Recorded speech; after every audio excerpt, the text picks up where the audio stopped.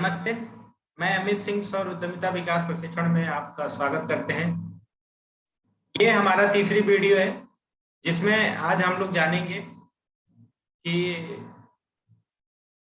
परिचालन खर्च क्या है। जब जब भी हम दुकान खोलते हैं या कोई बिजनेस स्टार्ट करते हैं तो उसमें परिचालन खर्च क्या है। कोई भी सामान है तो उसका बिक्री मूल्य कैसे निर्धारित करते हैं। प्रोडक्ट की आपूर्ति श्रृंखला कैसे होती है। मार्केटिंग स्ट्रेटजी और बिक्री की स्ट्रेटजी क्या होंगे। पैसा और बैंकिंग प्रबंधन कैसे करेंगे। तो सबसे पहले हम लोग डिस्कस करते हैं कि परिचालन खर्च क्या है। तो जब भी हम दुकान खोलते हैं, मान लीजिए कि हमने एक शॉप ओपन किया, तो उस पर क्या क्या खर्चे आएंगे, तो इसको हम लोग परिचालन खर्च कहते हैं, जिसको इंग्लिश में वर्किंग कैपिटल भी बोलते हैं।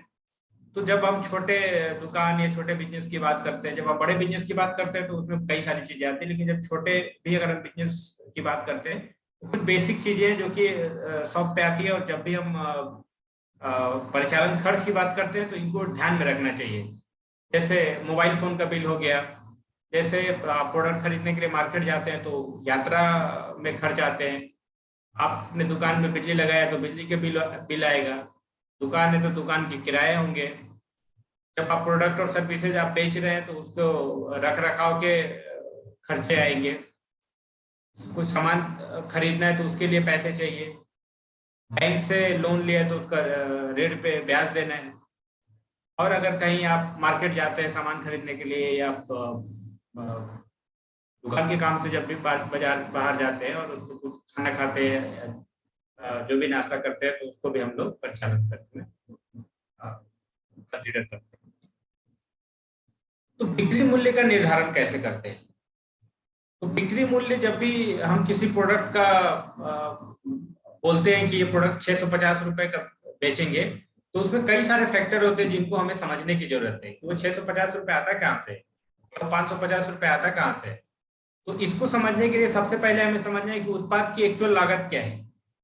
फिर दूसरा है हमें वो परिचालन खर्च, जो अभी मैं ऊपर खर्च बता रहा था कि दुकान के लिए क्या क्या चीजों का खर्च होगा, तो उसको बोलते हैं परिचालन खर्च। तो परिचालन खर्च क्या आएंगे। तो जनरली जब भी आप अगर शॉप कर रहे हैं या कंपनी है आपकी, तो परिचालन खर्च 2 से 10%, अगर बहुत छोटा प्रोडक्ट है जैसे लालटेन है, 100-500 रुपए तक के प्रोडक्ट है, तो आप 10% तक परिचालन खर्च रख सकते हैं।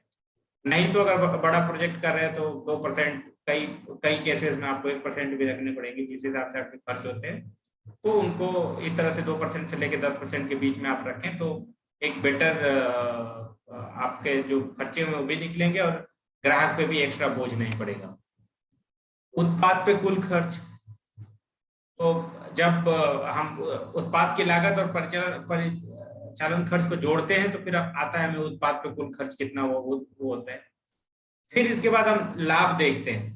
तो लाभ को जब भी कैलकुलेट करें आप, तो उत्पाद के कुल खर्च पे ना करके सीधे लागत पे करें, क्योंकि परिचालन खर्च तो सेम है, वो कांस्टेंट है। तो जब भी लाभ को हम लोग जब भी डिफाइन करेंगे, जब भी हम उसको कैलकुलेट करेंगे, जब भी हम उसे ज्ञात करेंगे, तो वो उत्पाद की लागत पे होगी, ना कि उत्पाद की कुल खर्च पे होगी।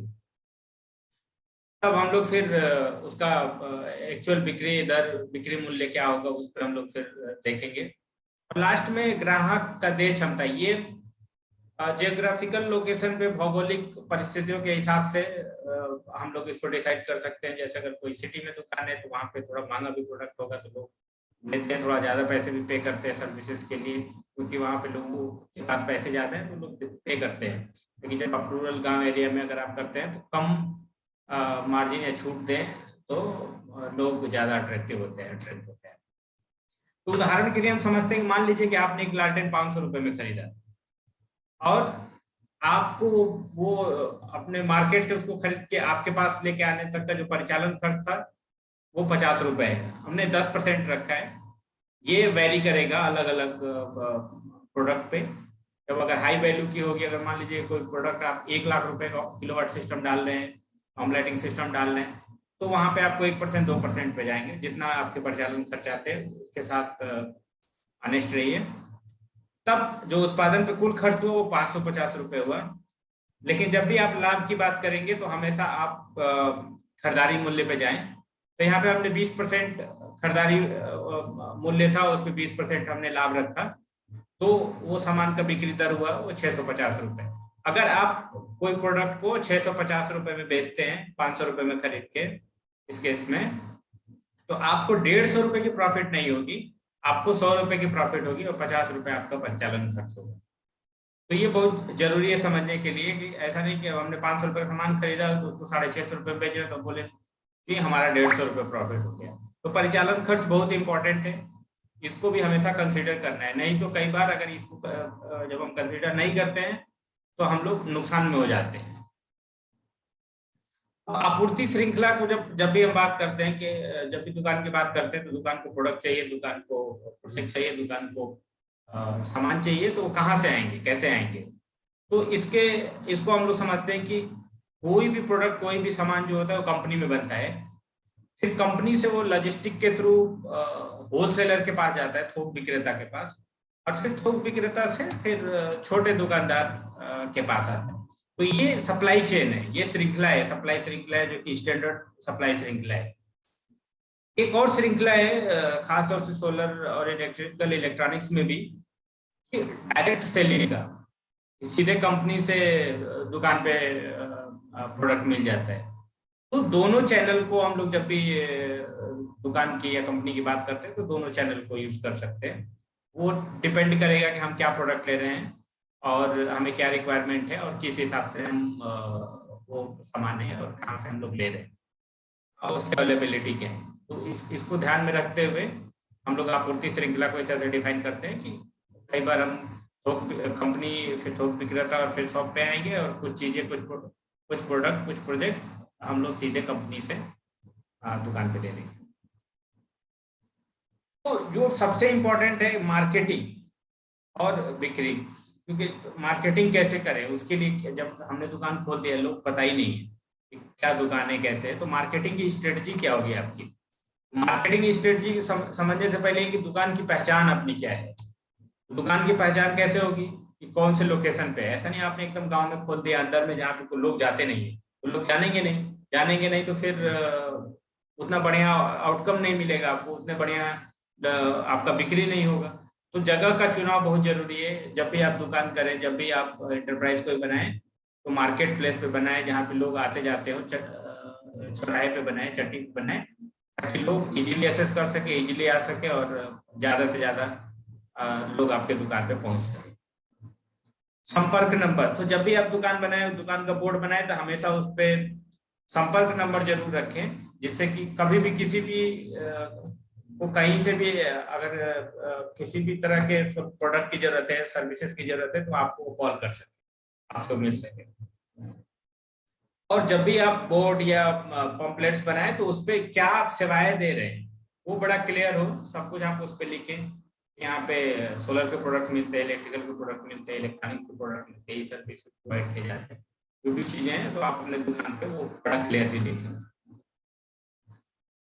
दूसरा एक और माध्यम है कि आप प्रचार के माध्यम से भी बिक्री कर सकते हैं, और प्रचार भी होगा आपके दुकान का और बिक्री भी होगा। जैसे अगर आप समूह की दीदी हैं तो SHG POCLF की मीटिंग होती है, तो आप वहां पे जा सकते हैं, अपने प्रोडक्ट को दिखा सकते हैं और फिर लोगों को, दीदियों को वहां पे अवेयर कर सकते हैं कि ये इस तरह के प्रोडक्ट है, इसके ये फायदे हैं।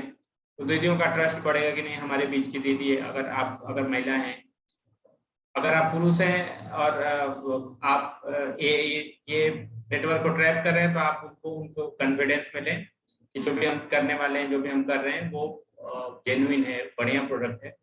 तो इस तरह से लोग समूह के बैठक में भी लोग प्रचार प्रसार करते हैं और वहां पे डिमांड निकलता है तो वहां पे बेचते भी हैं। स्थानीय हाट में generally Bihar, Jharkhand, UP, MP, यहाँ पे जो रूरल एरियाज हैं वहां पे वीकली मार्केट लगते हैं। तो वीकली मार्केट का फायदा ये है कि उस पूरे रीजन में से लोग आते हैं वहां पे सामान खरीदने के लिए। वो पंचायत लेवल पे हो सकता है कि 2-4 पंचायत को मिला के वीकली मार्केट लग रहे हैं, 2 हफ्ते में 2 दिन लग रहे हैं, तो वहां पे अपने प्रोडक्ट को ले जाए, अपना कैनोपी लगाए और वहां पे लोगों को बताए कि हम क्या प्रोडक्ट बेच रहे हैं, क्या सर्विसेज दे रहे हैं। तो इससे लोग इम्प्रेस होगा और आपका दुकान का प्रचार प्रसार भी होगा और वहां पे आप सामान भी बेच सकते हैं। तो फोटो में भी देख सकते हैं कि एक मार्केट है, वहां पे सब तरह तरह के लालटेन, तरह तरह के टॉर्च, LED बल्ब, लालटेन, वो सब दुकानदार रखे हुए हैं और अपना प्रचार भी कर रहे हैं और वहां पे बिक्री भी कर रहे हैं।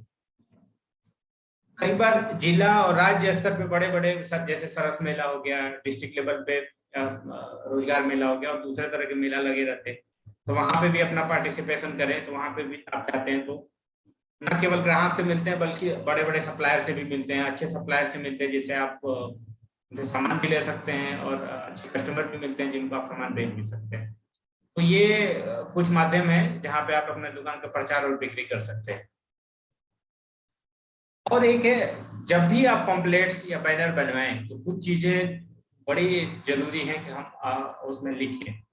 पहला है उत्पाद की विशेषता। जब भी आप बनाएं कुछ कुछ प्रोडक्ट को लेके हम पम्पलेट्स बना रहे हैं या कुछ हैंड आउट बना रहे हैं, हैंड आउटी बना रहे हैं, हैंडी बना रहे हैं, तो उस पर आप लिखें कि उत्पादों की विशेषता क्या है, स्थानीय मरम्मत और सेवाओं में उपलब्धता कैसे है, गुणवत्ता उसकी बताए कि अंतर्राष्ट्रीय लेवल का हमारा गुणवत्ता है या देश के लेवल की गुणवत्ता है इसका, उसका वारंटी बताएं कि इसके 6 महीने की वारंटी, 1 साल की वारंटी है, 3 महीने की वारंटी, जो भी वारंटी है प्रोडक्ट की बड़ा क्लियर लिखें।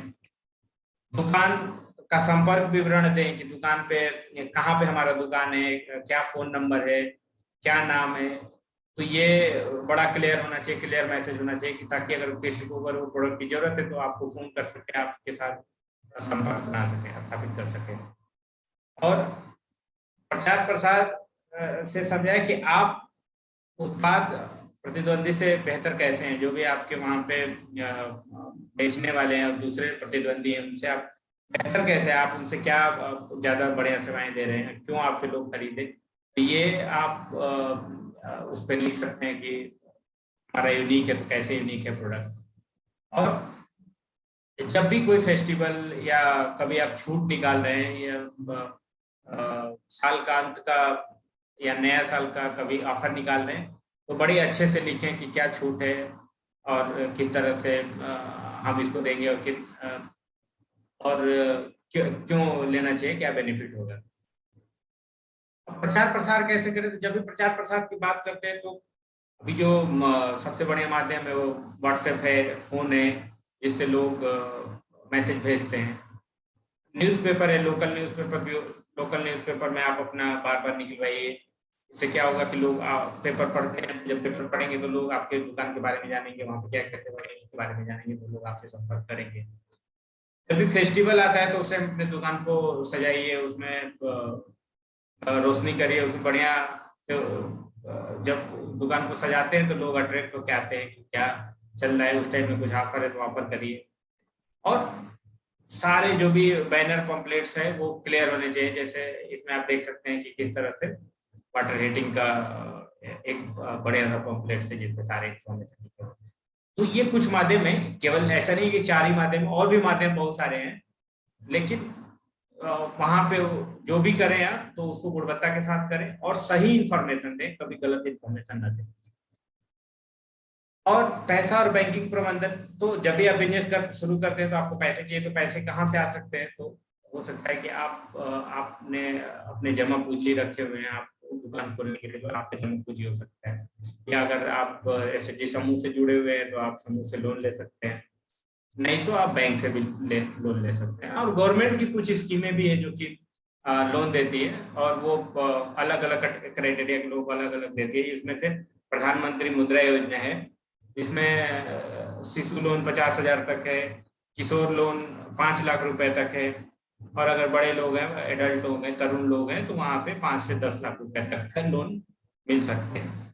तो ये सब सारी चीजें हैं जो आज हम लोगों ने समझा कि मार्केटिंग कैसे करें, प्रोडक्ट कहाँ से लाएं, परिचालन खर्च क्या है, प्रोडक्ट को किस रेट में बेचना है उसको कैसे डिसाइड करें, और पैसा और बैंकिंग को कहाँ से आएंगे, क्या हो सकते हैं, ये सब सारी चीजें समझे आज।